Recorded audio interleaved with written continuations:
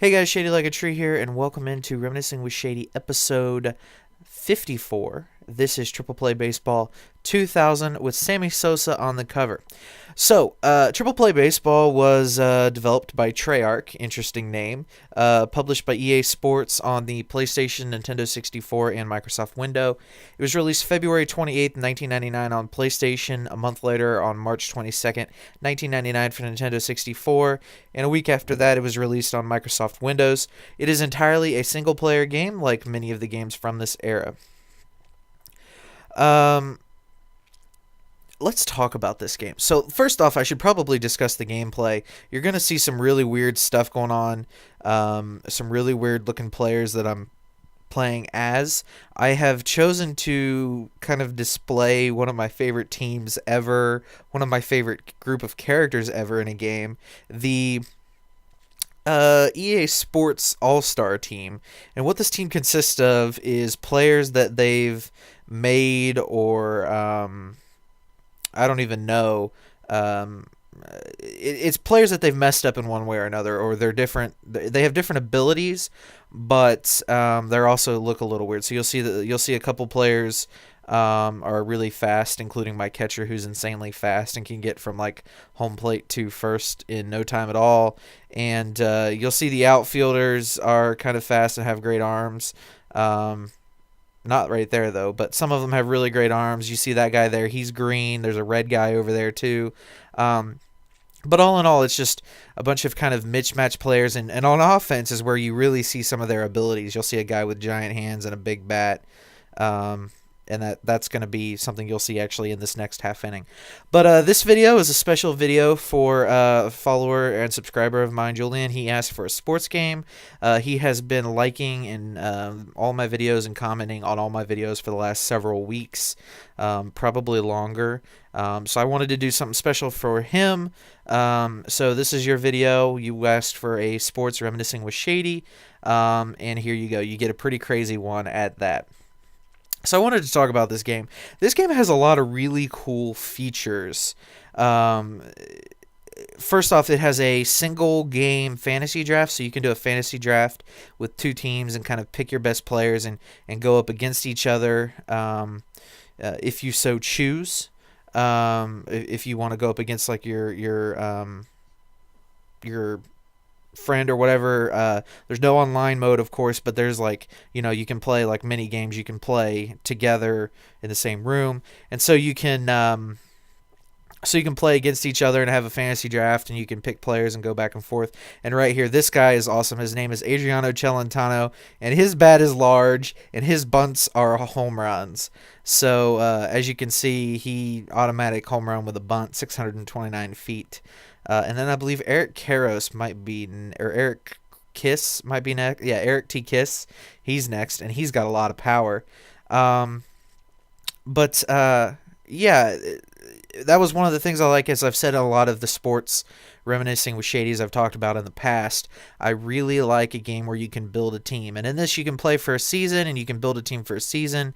You can do trades in the season mode. You can have fantasy drafts and all of that, and that's just really good. And plus, the Reds were really bad, so it was really kind of nice to see some of my favorite players as low levels and whatnot. The only thing about this game, there's no like career mode, there's no progression, anything like that. That's kind of a negative, but a lot of that wasn't actually developed until a few years later in the MLB franchise, in MVP baseball franchises. But as you can see here, there's some weird looking dudes, different shapes, sizes, head sizes, colors. It's just a cornucopia of different men playing this game. This was, I want to set the scene for where baseball was right before this game. This was immediately following Sammy Sosa's 66 home run season and Mark McGwire's 70 home run season. Featured 1999 rosters, which was the year the Reds made the playoffs, actually. The year after, I should say. This was the year before the Reds acquired Ken Griffey Jr., before he made, made the jump, the transition. One of the things about this game is it's really fun. The announcers are great. It's really easy to kind of get the hang of. Very simplistic controls. It really was kind of revolutionary. This was sort of one of the final PlayStation 1 games. I think PlayStation 2 came out in 2001 or 2002, and this was kind of a shining, to me, this game is a shining example of what the PlayStation 1 was capable of. There are a lot of great games on it, but I think this is probably, for me personally, kind of the epitome of sports games, and that came out on the system. And for me, it's one of my favorite PlayStation games, and I'm glad I can bring it for you guys today. Something else I wanted to talk about in this game was the kind of the feel and handle it, and it's really smooth. Even though it's in the PlayStation 1 kind of era where it's there's not really a whole lot of directions you can run. As you can kind of see me run, I kind of run one direction and then shift directions to pick up the ball. And you'll see me do that a few times on defense. But it was, other than that, it was really smooth. And right here, you're going to see me try to bring in some other dudes to try to get some home runs. And I think I bring in John McCullough, if I remember correctly. I know some of these, I got to play this game again because it's been years since I've played this last. And I don't remember who's got what skills and who doesn't have other skills. And I used to change the team around completely based on speed and offense. I used to put Adriano Celentano in the 3-hole. I used to move the catcher to the 2-hole because he could bunt, and we could have back-to-back bunts, and it'd be like a 2-run home run. And I don't ever remember playing Bob S. before. I remember his giant head. But it was just really interesting that they chose to keep these art characters in the game. They could have easily taken them out, but they decided against it. And in doing so, it just makes for a fun experience. It's a different experience. It's I will say it's cheating. It's cheating because you have a guy who, like right there, he's already at first base. The pitcher hadn't even picked up the ball and he's at first base. But you also have players who can throw the ball really hard and run really fast and automatic power. And this guy's got a red bat, which is cool. He doesn't have any special abilities other than his bat is kind of red and shifty, so to speak. But yeah, there's an infield fly rule, so he popped it up. But yeah, this game was just it's just a lot of fun. So I'm gonna go ahead and I'm gonna head out and let the last inning play with just the announcers, and I'll see you guys at the end of the video. Able to turn the double play. Got him! One out and nobody on. Hitting 0 for 1, Marquise Grissom. Line drive, taken to left.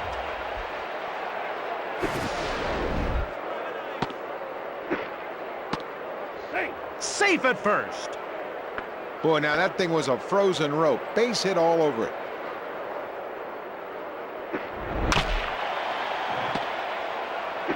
Over to second. He's out of there. Safe at first. 2 outs and 1 on. Next up, with a run batted in, Jeremy Burnitz. Fly ball pulled down the right side. A great catch by Celentano. Leading off the inning for the EA All-Star.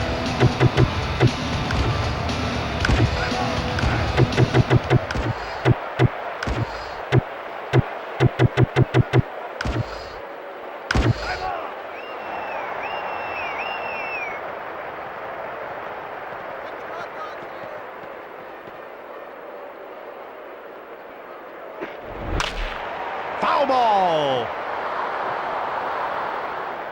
The score is 2-1. Curveball down the middle. 2 strikes on him. Hit foul.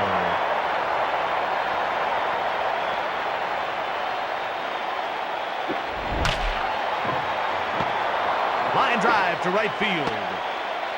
What a great catch. Hitting 0 for 1, Don McNeil.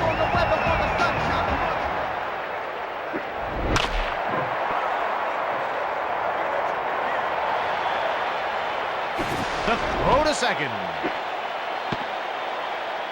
4 hits this game for the EA All-Stars.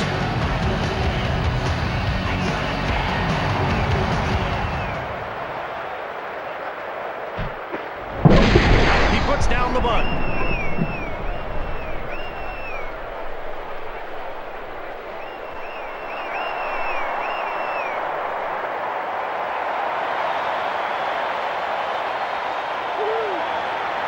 And so that, my friends, is sweet, sweet, sweet victory. Yes. I hope you guys have enjoyed this episode of Reminiscing with Shady. Thank you, Julian, for all your support, comments,